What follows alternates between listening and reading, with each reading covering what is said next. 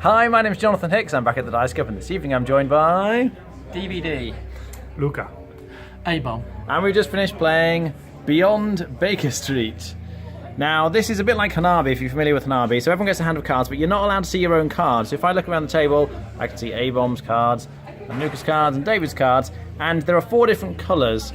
You have these targets in the middle here, and these are kind of random from the 4 different colours. So we ended up with the blue 13, purple 7 and the red 10, and we're trying to play cards onto these piles so that the total adds up to whatever it says here. So you at the start know nothing about your hand, and you can give a clue to someone else about what they've got in their hand, just like Hanabi. So you can tell someone about one colour, so I could say this is a brown one, or I could say about one number, so I could say both of these are 6. I couldn't just point out this is a 6 though. You've got to identify all the ones to satisfy either the colour or the number that you're talking about.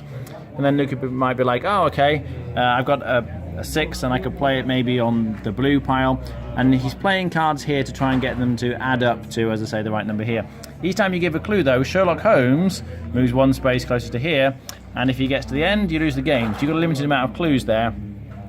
Once you've got the right total, you need to spend an action to confirm it, as it were. And once you've confirmed all 3, you win. However, at the same time, you're also trying to move this white marker from the start all the way up to the 20. It's got to be on the final 20 before you can confirm the final card here and win. And the way you do that is you just discard cards to this pile here, and each card you discard advances the white marker by that amount.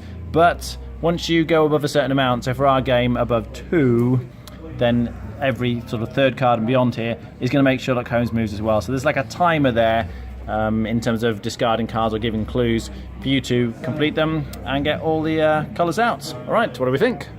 Well, full disclosure, one of my friends' name is on the box, so obviously I'm going to say nice stuff. I like it a bit better than Hanabi because the theme's a bit more interesting. I like Sherlock Holmes stuff. Other than that, not my favourite kind of game.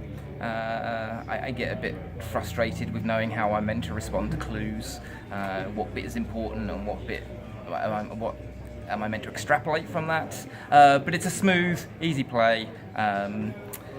One thing that wasn't mentioned, I think, was that you get little character cards that give you different bonuses, but they can also give you negatives, and that can just change up the game. And if you're like very, very good at the game, there are different ways of scaling the difficulty, which is needed in co-ops, because if you're finding it too easy, then what's the point? So you can give yourself a sort of negative character card, or you can increase the difficulty on just the game itself, and that gives it a bit of longevity. All right, Luca? It has a really easy mechanic, easy to understand, easy rules, but it's quite complicated to play. I love this kind of game, and it's quick, so it's a good filler, but it's quite challenging. So it's, I think it's a really good kind of game, and I agree, it's better than an hobby because first of all, it's quicker. The character gives depth to the game, and the theme adds up. Okay, A-bomb? Oh yeah, I enjoy the game. I mean, I'm not a co-op fan in general, but of co-ops, this is a reasonable one. It's not. People always compare it to Hanabi. One of the differences with Hanabi, you can have a system where you almost like, well, when I clue this, it means something else. So they can actually, you're following a system. It's very tactical. With this one, it would be a lot harder to do a system, so it's just more light-hearted and fun, and you can't take it quite as seriously. And I agree with David. I think the theme does help. Okay, rating out of 10? I'd give it a good 7. Okay, Luca? I agree, 7. Thumbs up. Okay. Now, I should say, Hanabi is my all-time favourite game. I absolutely love it. So it's very difficult coming into this. It does feel like Hanabi, although there's quite a few mechanisms that are different from Hanabi. I like the addition to the special powers, the fact that they're different each time, it adds variety, and potentially having negative ones is really interesting. I've never seen that before. I don't like it as much as Hanabi, but then it is my favourite game.